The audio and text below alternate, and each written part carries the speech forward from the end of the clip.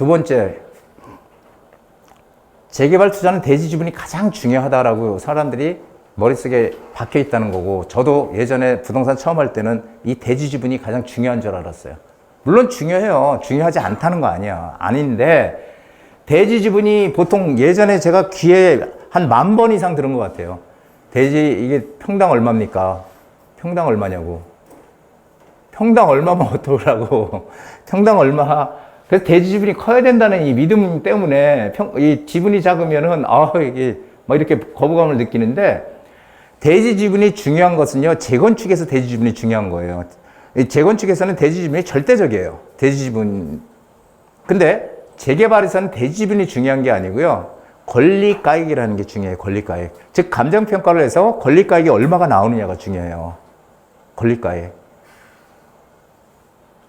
그게 권리가액이 높이 나온다는 것은 뭐를 의미하냐면은 이 토지의 효율성에 달려 있다는 거예요. 토지의 효율성. 이 말은 아마 처음 들어보실 거예요, 여러분들 지금. 토지의 효율성. 저도 잘 몰라서 예전에 감정평가사들 만나면 물어봤어요. 감정평가. 근데 대답을 안 하더라고. 근데 우연히 이제 좀 강의를 다니면서 이제 그 감정평가사도 강의를 다니고 저도 이제 그래서 여러 번 이제 만나다 보니까 알게 됐어요. 이제 서로 좀 이제 알게 돼가지고 물어봤어요. 도대체 이거 감정평가 이거 토지 이 권리가에 어떻게 우리가 봐야 되냐 그랬더니 토지의 효율성이라 그러더라고요. 토지의 효율성이 뭔데? 그랬더니 이게 무슨 얘기냐면은, 자, 50평짜리 땅에 단독주택이 하나가 덜렁 져 있어요. 50평짜리 땅에. 그럼 거기 주인이 뭐 2층짜리면은 뭐 주인이 1층에 살거나 2층에 살고 뭐 세를 준다든지 아니면 주인이 한 사람이 살잖아요. 그럼 땅의 효율성이 없는 거예요, 이게. 효용 가치가. 그런데 빌라를 보자고요, 빌라. 빌라면 최소한 뭐 5개층 정도 되잖아요. 그렇죠? 그러면 그 50평짜리 땅에 만약 층수가 뭐 2층, 3층, 4층 이렇게 올라갈 거 아니야. 그럼 여러 사람들이 그 땅을 효용성 있게 활용할 수가 있잖아요. 그러니까 단독주택보다 빌라가 권리가액이 높게 나온다는 얘기예요. 그런데 또 여기서 중요한 거는 아파트 있잖아요. 아파트. 우리가 재개발 지역에 가면은 그 소위 이제 그 알박기라고 옛날에 많이 그랬는데 저도 이제 하면서 그렇구나라는 걸 알게 됐지만 그 전부 다 단독주택 빌라 지역이잖아요. 그 재개발 지역들이. 근데 거기에 나홀로 아파트가 하나 딱 껴있어. 나홀로 아파트가.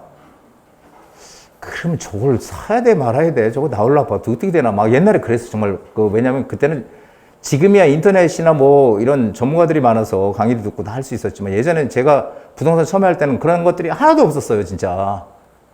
어디 공부를 가르쳐 주는 데도 없었고 그냥 무조건 야마 네가 알아서 배워 이런 식이야. 그냥 전부 가르쳐 주면 한 30분만 얘기해 주면은 알 거를 얘기를 안 해요. 안 가르쳐 줘. 야마 나도 그거 하려고 6개월 고생했는데 너도 막 그렇게 해 이런 식이에요. 예전에 저 정말 힘들었다니까. 예전에 아파트는요 한 7층 최소 7층일 거 아니야. 최소. 그러면은 더 많은 사람들이 이용을 하잖아요. 그 땅을. 그 효용성이 제일 높죠. 그래서 아파트가 이 뭐 한 그 대지 지분이 5평밖에 안 되더라도 감정평가가 제일 높게 나오는 거예요. 그 권리가액이. 그걸 이제 그 사람 때문에 덕분에 알았어요. 그거를. 그래서 토지의 효율성이 높은 곳이 감정가가 많이 나오는 거예요.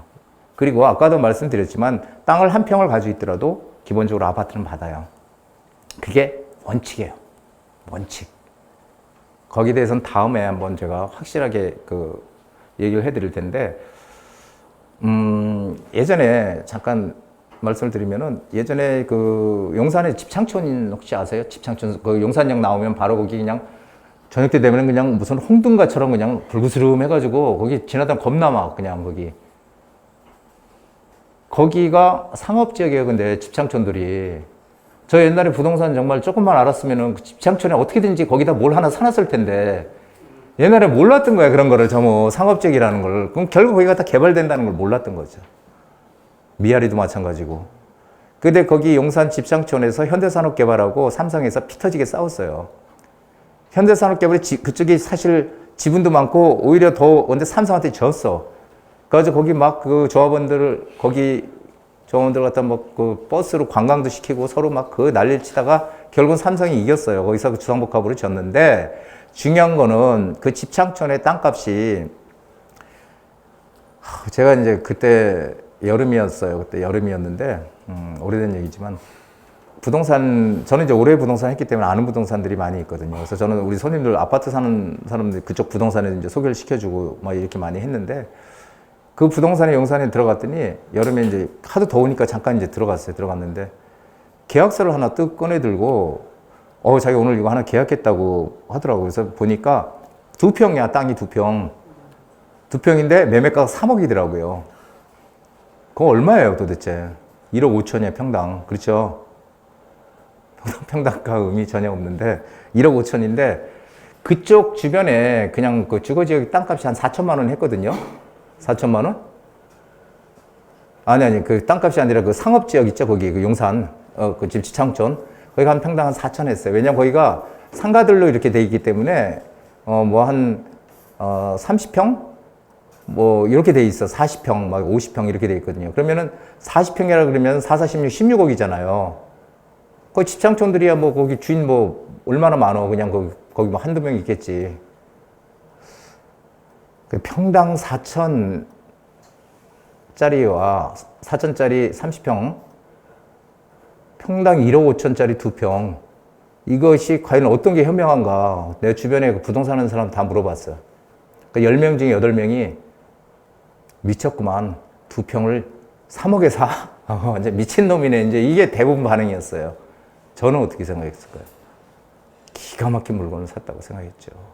이런 물건을 내가 샀어야 되는데, 제가 그 부동산에 가서 돈이 없으니까, 큰 돈이 없으니까, 조그만 물건이 혹시 나오면은 좀 나한테 연락 좀 해달라고 하는데 생전 연락 안 하더만 그걸 계약서를 자랑이라고 나한테 보여주는 거예요. 그러니까 솔직히 별로 안 좋았죠, 기분은. 근데, 2평짜리가 있더라고요. 그래서 그때 제가 이제 느낀 게 뭐냐면 부동산 하는 사람들이 재개발을 해본 사람이 별로 없어요.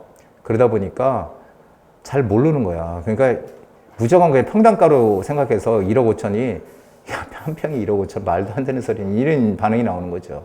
해본 사람은 거기가 정말 이게 기가 막힌 물건이구나. 왜냐하면은 한번 가만히 생각해 보세요. 한 평을 가지고 있든 2평을 가지고 있든 똑같은 조합원이에요. 그렇죠? 추가 부담금을 나중에 많이 내야 되죠. 그렇죠? 추가 부담금. 오히려 30평 가지는 사람은 나중에 돈을 돌려받을 수도 있어요. 돌려받을 수도 있고 1+1도 가능할 수도 있어. 예를 들면. 근데 나는 나중에 추가 부담 엄청 많이 내야 돼. 근데 그거 언제 내요? 그건 먼 미래 얘기예요. 먼 미래 얘기고. 그리고 거래를 할 때 내가 만약에 3억이잖아요. 그게 6억이 올라가는 거는 6억으로 해서 거래는 쉽게 돼요. 근데 12억은 거래가 빨리 안 되겠죠, 그거는. 그래서 작은 평수들, 그 대지주민이 작은 것들이 본래 재개발 시장에서 비싸게 팔리는 이유가 그런 것 때문에 그래요. 그건 이제 거기에 대해서는 이제 왜 그게, 일반 분양분이 많으면은, 일반 분양 많이 있으면은 한 평 아니라 0.5평 가지고 있어도 아파트 받는 거예요. 일반 분양분이 있으면은. 근데 일반 분양이 안 나온다 그러면 이제 거기서 문제가 되는데 그것도 현금 청산이 안 돼. 그건 나중에 제가 한번 얘기 드릴게요. 그래서 지금 이렇다. 그래서 토지 효율성은 아파트, 신축 빌라, 구축 빌라, 단독주택 순이에요. 그래서 신축 빌라는 구축 빌라랑 차이점 뭐냐면은 신축은 새로 짓기엔 전세가가 높잖아요. 전세가가 높기 때문에 투자금이 작게 들어가는 거죠. 전세 사기가 문제가 되는 것은 지금 그 화곡동이나 제가 제일 투자하지 말라고 그랬던 데가 화곡동이에요, 사실. 화곡동 투자하면 안 된다. 거긴 재개발 안 된다. 왜냐면 그리고 거기는 매매가와 전세가 차이가 거의 없어요. 그러다 보니까 예전에도 1,000만 원, 2,000만 원 이랬어, 갭이. 그런데 없거든요. 근데 최근엔 갭이 더 없어진 거야. 그러니까 보니까 거의 뭐 500만 원? 뭐 이렇게 해서 주고 사는 거예요, 그거를. 아예 그냥 전세가나 매매가나 똑같든지. 그러니까 그런 데들이 사고가 생기는 거예요. 근데 어쨌든 중요한 거는 그 화곡동 같은 경우는 사실은 투자를 제가 가장 하지 말라고 했던 곳 중에 하나가 이제 화곡동이에요. 그래서 거기 신축 빌라들이 일단은 전세가가 높고 그리고 새 거니까 관리할 필요가 없잖아요. 항상 요즘은 엘리베이터 없고 주차장 없으면 사람들이 안 들어와요. 젊은 친구들이 그 빌라에 들어오는데 안 들어오거든요. 그렇기 때문에 주차장과 엘리베이터가 반드시 있어야 돼. 그러면 옛날 구옥들은, 옛날 구호 빌라들은 없어, 그런 게. 그러다 보니까 전세가가 싼 거예요. 싸니까 오히려 투자금이 더 많이 들어가요. 전세가가 싸니까. 그리고 전세를 놓으면서 항상 전세를 못 놓기가 힘들죠. 그게 없으니까. 그래서 신축을 하는 거고, 그리고 이제 또 하나는 나중에 감정평가를 할 때, 이 토지와 건물을 따로따로 평가를 하거든요. 그러면 건물도 그 연화조라고 해서 기아집 같은 것들은 한 20만 원, 30만 원 밖에 안 쳐요, 평당. 근데 이 철근 콘크리트로 진 것들, 새 것들은 더 높이 쳐져요. 감정평가를 할 때. 그래서 사실은 우리가 재개발 투자의 가장 원칙은 투자금을 최소화시키는 거예요. 일단 최소화시켜야지 내가 빨리 빠져나올 수도 있고 금세 팔고 나올 수도 있는데 거기다 돈을 많이 묻어두는 건 바보짓이죠. 그래서 재개발 지역에서 단독주택을 산다. 이건 둘 중에 하나예요. 단독주택을 산다 그러면 부동산을 아예 모르거나 아예 모르는 사람이다. 아니면은 나는 거기 들어가 살 거야. 다 지어지면 10년이 걸리든 20년이 걸리든 다 지어지면 거기 들어가 살 거야. 그러면은 50평이잖아. 난 한남뉴턴에 50평 단독주택. 그러면은 1+1 충분히 받지. 그럼 하나는 내가 들어가 살고 하나는 월세 놓을 거야. 이런 사람들 외에는 단독주택을 사는 거는 사실은 바보짓이라는 거예요. 거기다 돈이 장기간 묶이니까.